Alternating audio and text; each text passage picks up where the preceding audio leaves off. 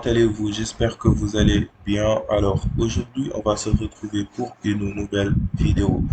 Aujourd'hui, on va tout simplement faire une vidéo où je vais vous expliquer ou bien où je vais vous donner des astuces, mais aussi des raccourcis sur le logiciel Archicad que vous voyez ici.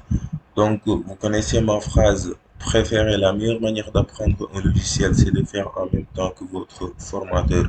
Donc, je vous invite à sortir votre machine et à faire en même temps que moi. Donc, cela va beaucoup vous aider. Mais aussi, n'oubliez pas de vous abonner, de liker et de partager. C'est la meilleure manière de donner force à cette chaîne qui est là pour vous servir. Donc, sans trop parler, on va directement aller au but du sujet. Donc d'abord, les gars, je vais vous expliquer la fonction de la lettre G sur le logiciel Archicad. En fait, la lettre G permet tout simplement de changer les options de géométrie de l'outil que vous avez choisi. Par exemple, on va choisir l'outil mur. Donc là, comme vous le voyez, vous avez option de géométrie. Donc la lettre G permet tout simplement, comme vous le voyez au clavier, la lettre G permet de naviguer sur les options de géométrie qui est très importante. Donc, on va par exemple tracer un mur, comme vous le voyez ici. Pour tracer ce mur, je peux tracer ça suivant des travées, c'est-à-dire je trace des lignes comme ceci. Donc, je clique encore, je trace des lignes. Donc, ça, c'est le mode de traçage par travée. Maintenant, on peut être beaucoup plus rapide. Par exemple, si nous voulons tracer un bâtiment de 10 sur 15, donc on peut venir ici. Donc, si on clique sur cette flèche, on peut se mettre soit suivant le mode ligne par travée, ou bien sous mode polyligne, c'est-à-dire, par exemple, on va choisir ce mode. Donc, si je trace ici un bâtiment de 10 entrées, automatiquement, le logiciel me propose de continuer à tracer d'autres lignes. Donc, ça, c'est le mode polyligne, comme sur AutoCAD, où vous allez dessiner plusieurs lignes. Maintenant, on peut être plus rapide pour dessiner notre plan de 10 sur 15. Par exemple, on va se mettre tout simplement. Donc, on va choisir par exemple ce mode. Donc là, si on dessine, comme vous le voyez ici, donc on a l'opportunité de dessiner notre rectangle automatiquement. On va tout simplement aller au clavier. Donc, on va mettre notre première dimension 10 et on se met sur notre deuxième dimension. On va mettre 15 et on a notre bâtiment de 10 sur 15.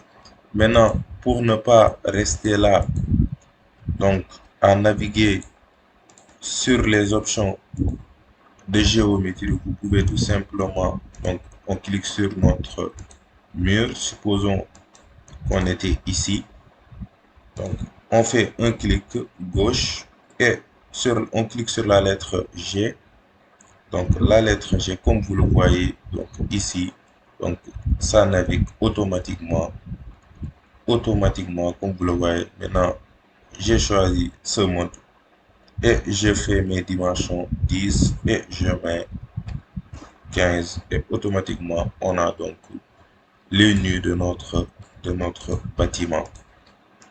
Donc c'était tout en fait pour la lettre G. Après cela les gars, je vous invite aussi à reconnaître la lettre H qui est très importante aussi. La lettre H permet en fait au niveau des outils de dessin de facilement activer la valeur d'altitude supérieure dans la zone d'information.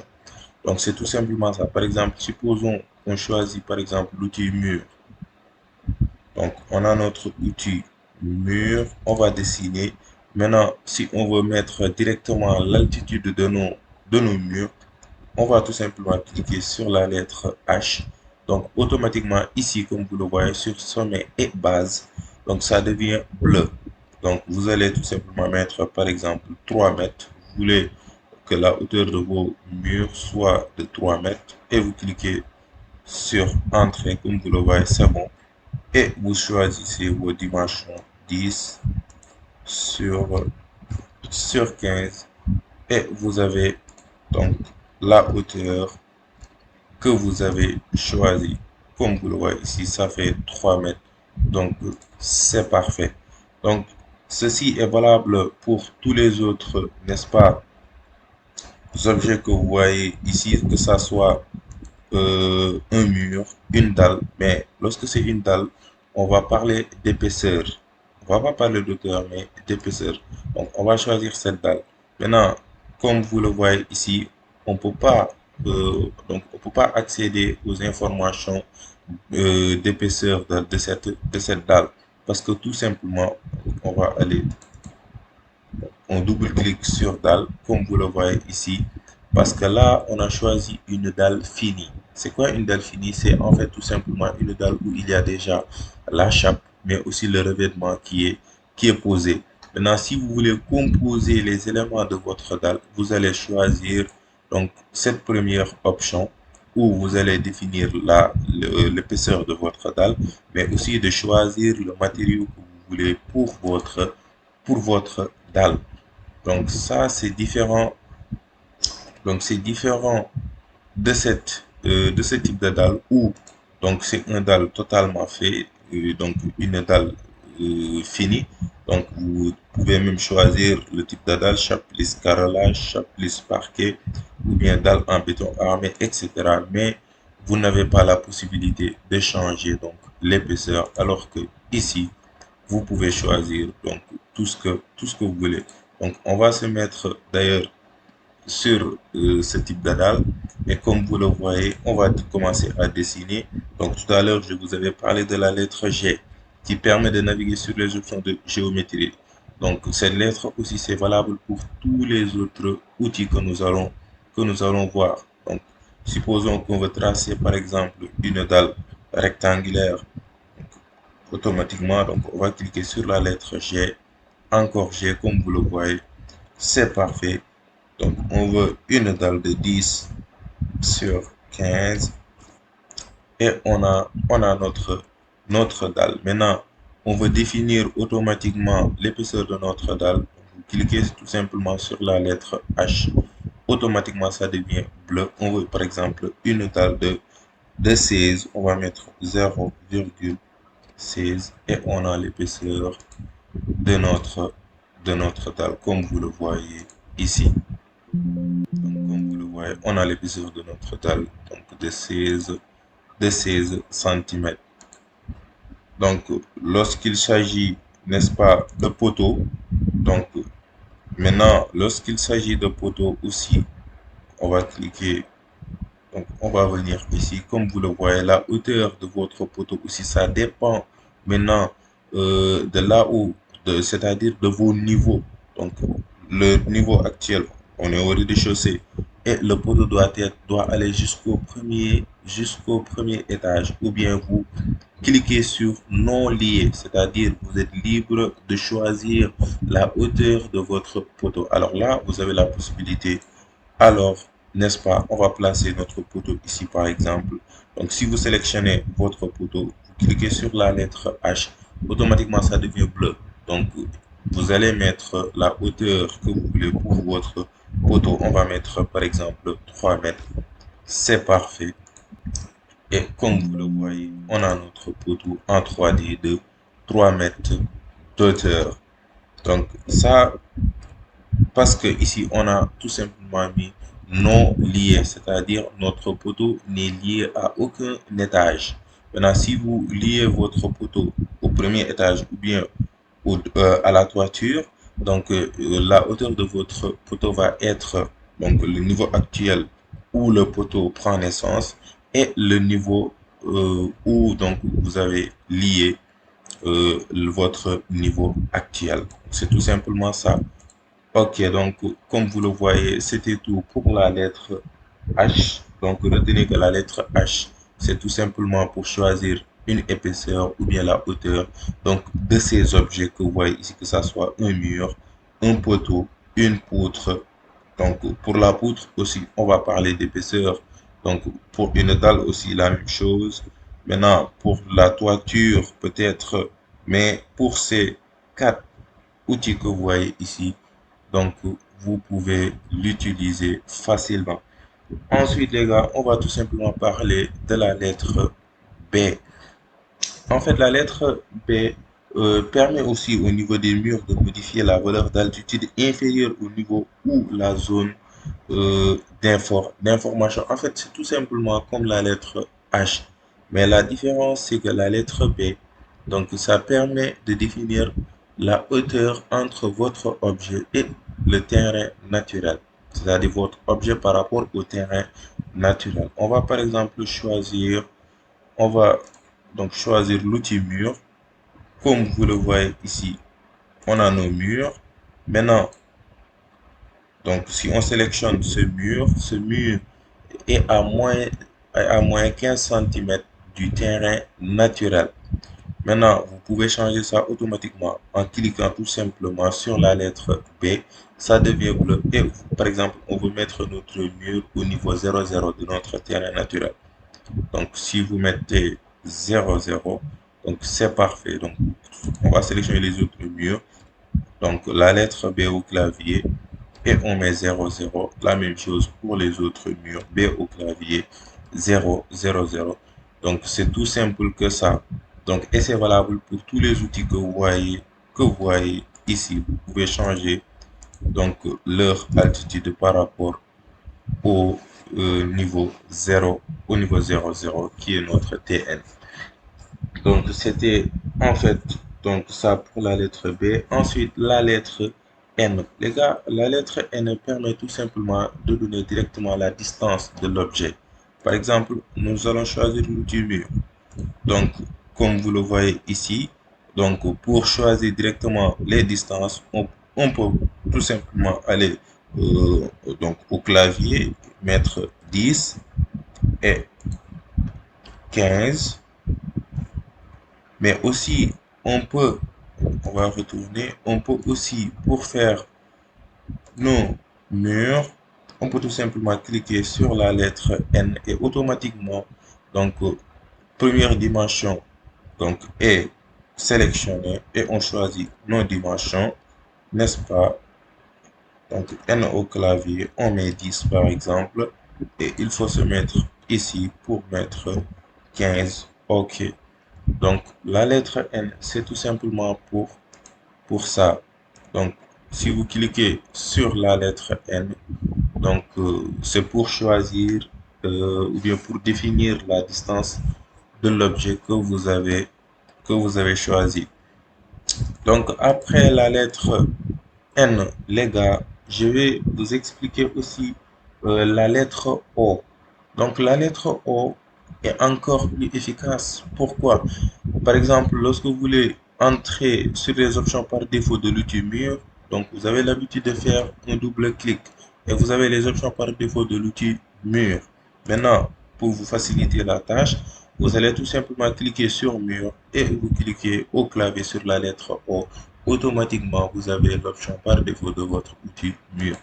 Donc, c'est tout simplement des raccourcis en fait, donc qui vont vous rendre plus rapide dans votre travail.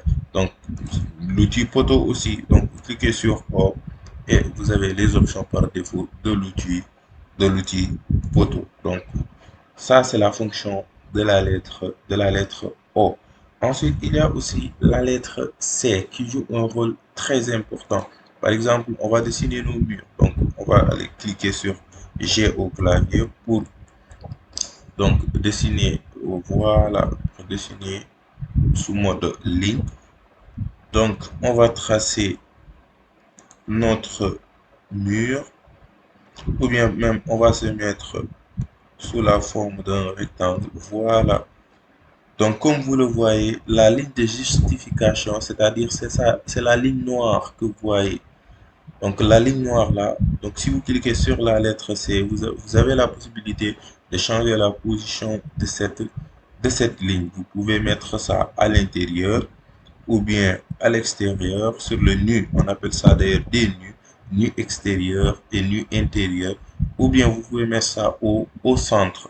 Maintenant, si vous mettez ça, donc c'est en fait la ligne de justification donc, qui permet de définir la dimension bien la distance de vos murs.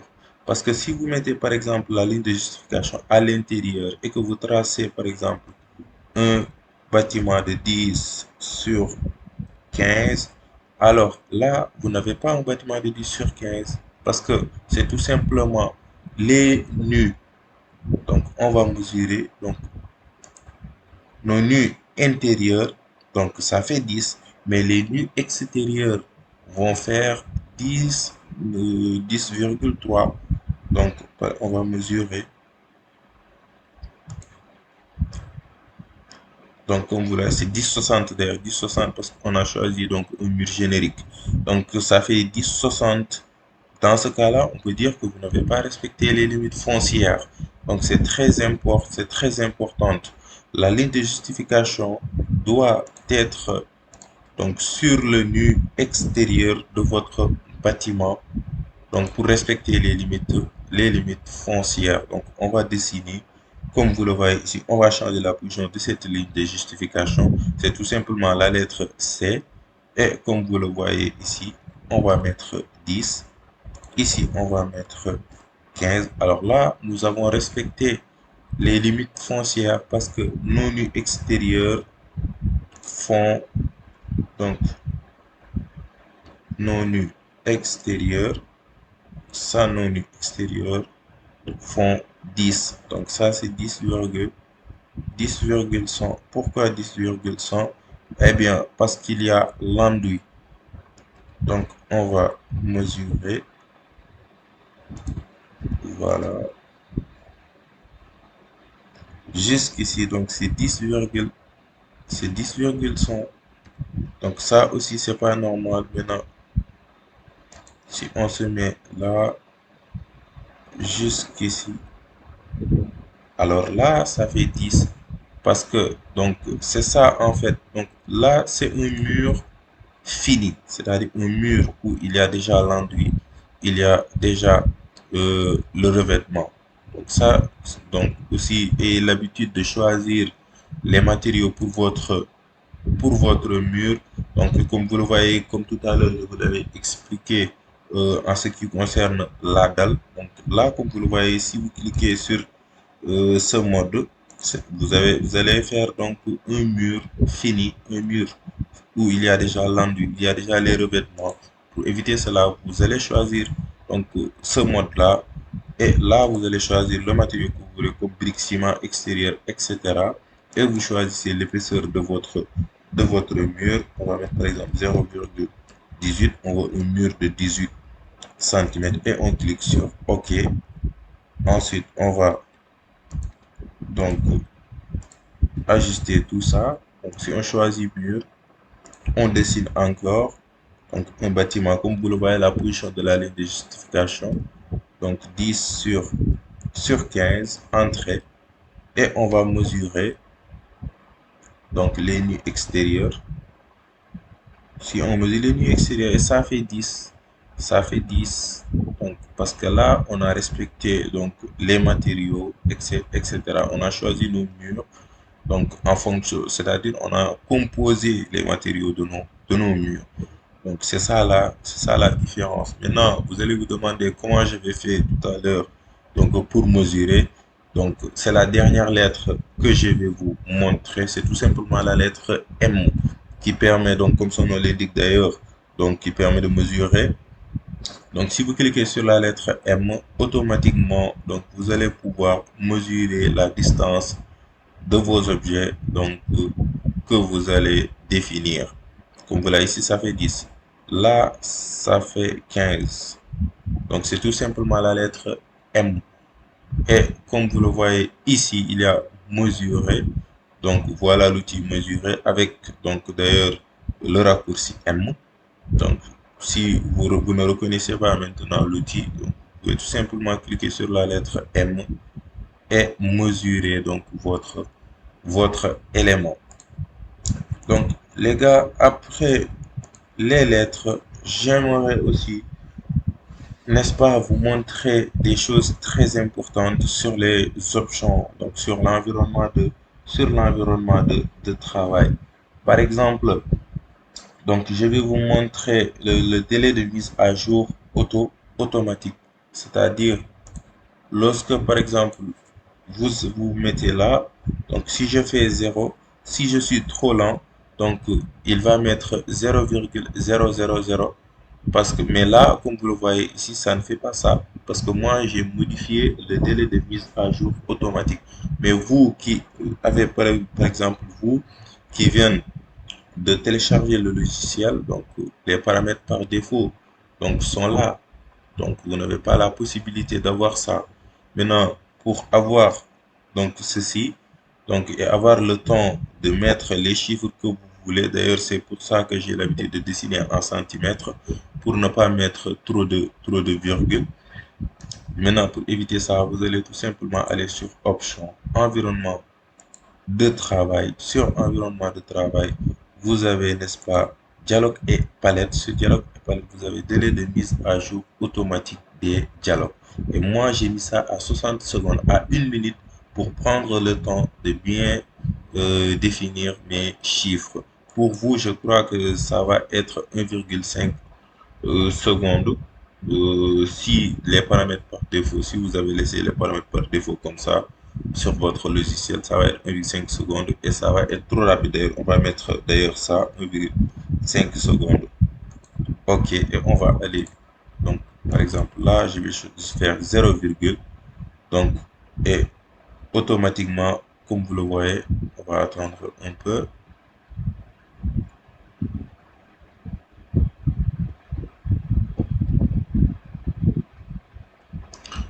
Alors là, on a mis 1,5. Attendez, on va aller sur environnement de travail. Donc 1,5, c'est-à-dire, non, 1,5, c'est-à-dire 1 minute 50 secondes. Chez vous, je crois que ça va être 10 secondes. Donc 10 secondes. Donc pour les paramètres par défaut, je crois que c'était 10 secondes. Donc si c'est 10 secondes, si je mets 0, donc si par exemple je suis lent, si je suis trop lent,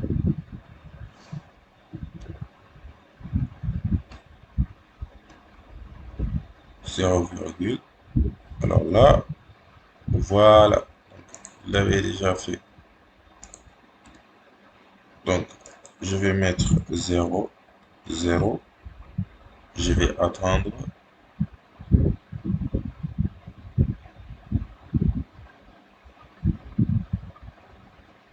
Donc, comme vous le voyez, automatiquement, donc ça fait 0,000. Maintenant, pour changer cela, donc vous allez tout simplement aller sur Options, Environnement de travail et les délais de mise à jour. Donc, je vais mettre ça pour moi à 60 secondes et je clique sur OK. Ensuite, les gars, je vais vous montrer, par exemple, je vais cliquer sur l'outil mur. Donc, si je commence à dessiner donc mon mur, comme vous le voyez ici, vous avez première dimension et deuxième dimension, c'est-à-dire pour définir les distances. Donc, ça, on appelle ça l'inspecteur de travail. Pour certains, donc, l'inspecteur de travail ne s'affiche pas lorsque vous choisissez un outil. Maintenant, pour afficher l'inspecteur de travail, vous allez tout simplement aller sur Options, Environnement de travail. Vous avez ici Inspecteur et saisie de coordonnées. Donc là, c'est afficher inspecteur. Si je décoche ça, je clique sur OK, je vais choisir l'outil mur. Je commence à dessiner. Alors là, je ne vois pas donc de dimension. Donc pour me certifier que j'ai bien choisi donc 10.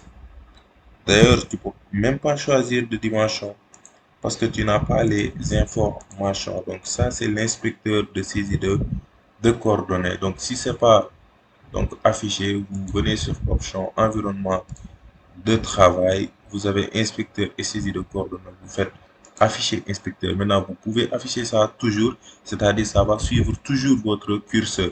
Moi, je préfère laisser ça comme ça sur demande.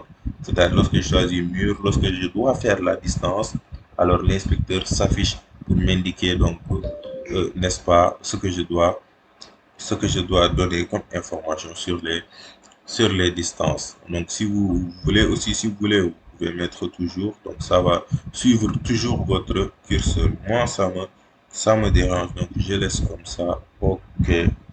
OK. Donc, je crois que les gars, je vais vous montrer une dernière. astuce, c'est-à-dire par exemple, je vais tracer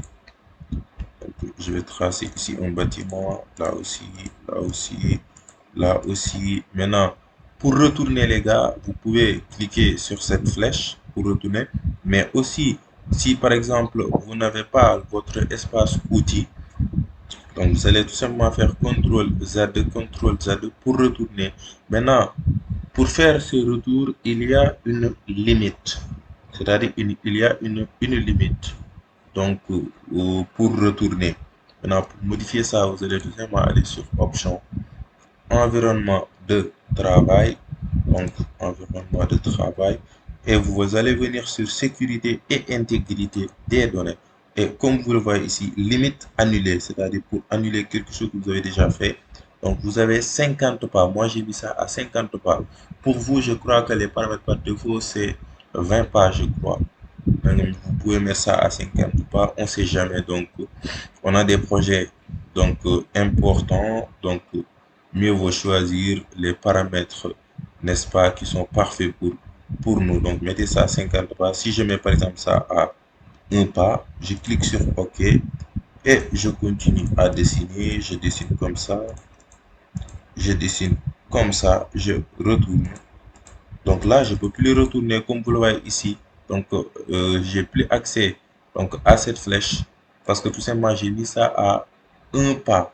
Donc, si je fais aussi CTRL Z, la même chose, donc je ne peux pas retourner. Pour modifier ça, vous allez aller sur environnement de travail, sécurité et intégrité et vous allez mettre ça à 50 pas et vous cliquez sur OK. Alors les gars, c'était tout pour cette vidéo. J'espère que cela vous a plu. Donc d'ailleurs, si cela vous a plu, aimez, likez et partagez les gars. C'est très important pour donner de la force à cette chaîne. Donc ces vidéos sont totalement gratuites. C'est pour vous le monde du génie civil. Donc la meilleure manière de me remercier, c'est tout simplement de vous abonner, de liker et de partager pour donner, pour n'est-ce pas, donner de la force. J'espère que alors cette vidéo vous a plu. Si vous avez des suggestions ou bien des questions, posez-les en commentaire et bien sûr, donc je vous répondrai. Merci beaucoup et à bientôt.